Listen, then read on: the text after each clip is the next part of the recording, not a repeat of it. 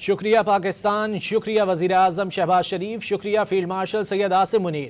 ایران کی جانب سے آبنائے ہرمز کھولنے کے فوری بعد صدر ٹرمپ نے سوشل میڈیا پیغامات میں لکھا، شہباز شریف اور فیلڈ مارشل دو شاندار شخصیات، آج دنیا کے لیے بہت بڑا اور شاندار دن ہے۔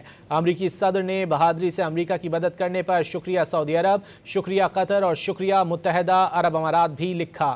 صدر ڈونلڈ ٹرمپ نے ایران کی جانب سے اعلان ہوتے سوشل میڈیا پر اب تک یکے بعد دیگرے 11 پیغامات جاری کیے جا چکے ہیں۔ امریکی صدر نے پہلے پیغام میں آبنائے ہرمز کی جگہ آبنائے ایران کے الفاظ استعمال کر کے لکھا، ایران نے آبنائے ایران کھول دی ہے، سمندری گزرگاہ اب تمام جہازوں کی آمد و رفت کے لیے مکمل طور پر تیار ہے۔ صدر ٹرمپ نے اپنے اگلے پیغام میں آبنائے ہرمز کھولنے پر ایران سے اظہار تشکر کیا، مزید لکھا کہ آبنائے ہرمز اب مکمل طور پر کھلی ہوئی ہے، لیکن ڈیل فائنل ہونے تک ایران کی مکمل بحری ناکہ بندی جاری رہے گی۔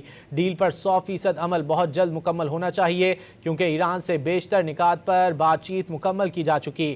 اپنے کئی پیغامات میں ڈیل کے حوالے سے صدر ٹرمپ نے متعدد دعوے بھی کیے۔ صدر ٹرمپ نے دعویٰ کیا کہ ایران نے اتفاق کیا ہے کہ آبنائے ہرمز دوبارہ بند نہیں کرے گا اور نہ ہی آبنائے ہرمز کو بطور ہتھیار استعمال کرے گا۔ ایران امریکہ کے ساتھ مل کر سمندر میں بچھی بارودی سرنگیں بھی ہٹا رہا ہے۔ صدر ٹرمپ نے ایران کی افزودہ یورینیم کے لیے نیوکلیئر ڈسٹ کے الفاظ استعمال کرتے ہوئے دعویٰ کیا کہ تہران یورینیم امریکہ کے حوالے کر دے گا، جسے امریکہ کے B-2 بمبار طیاروں کی کارروائی میں ملبے میں دفن کر دیا گیا تھا۔